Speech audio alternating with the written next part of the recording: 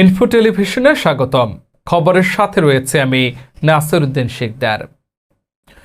নারায়ণগঞ্জের রূপগঞ্জে বিস্কুট খাওয়াকে কেন্দ্র করে উপজেলার ফুলতা ইউনিয়নের পাড়াগাঁও এলাকার মৃত গফুরের ছেলে কালাম ওরফে কালুকে ইট দিয়ে থেতলে হত্যা করেছে তারই আপন ভাতিজা শীর্ষ সন্ত্রাসী ও মাদক সম্রাট শাহিন।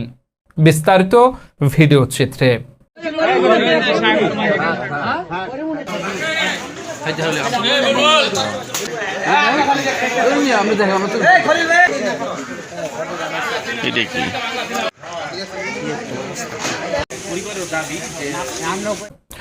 গত রবিবার বিকালে নিহত কালামের মেয়ে মিম আক্তারের কাছ থেকে তার আপন ভাতিজা সন্ত্রাসী শাহিন বিস্কুট কেড়ে নিয়ে খেয়ে ফেলে।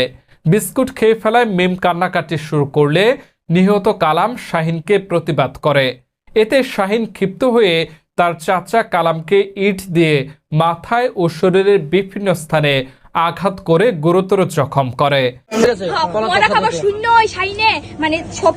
আমার আব্বারে মাইরা সবকিছু করছে, এই কোয়াইল গটাছে না যে বাংসেন হেরে ঠিক করছে, এর ভিতরে বড়ি বেছে, সারা রাত গাঞ্জা বেছে, মান্দা বেছে, ইত্তে বেছে, সারা রাত চেন্দা আডে বড়ি বলতে গেলে ইয়াবা বেছে। হ্যাঁ সবকিছু বেছে। পরে আমার আব্বারে মাইরা ঠিক আমার মাইরা ঠিক থাকতে না, পর সেল লইয়া এর বইয়া থাকে গর্বিতে।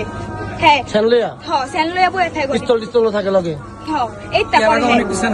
পরে যে সুবাল হচ্ছে মরার খবরটা সুবাল আর বাইতে না, হে মা আর হে গেছে গাদুর পাইরা তালা ঘর তালা বাড়ি বাইরা, আবার হে রাব্বি হে মাথার উপরে ফোন দেয়, কয় আম্মা গো আইতার জানাজা ফটা। আমার মা কয় আইয়া কেটবি, তোরা তো মাই রইলাইছে, তোর কাকারে আইয়া কেটবি তোরা, এরা দূরেতে ফোন দিয়া কয়।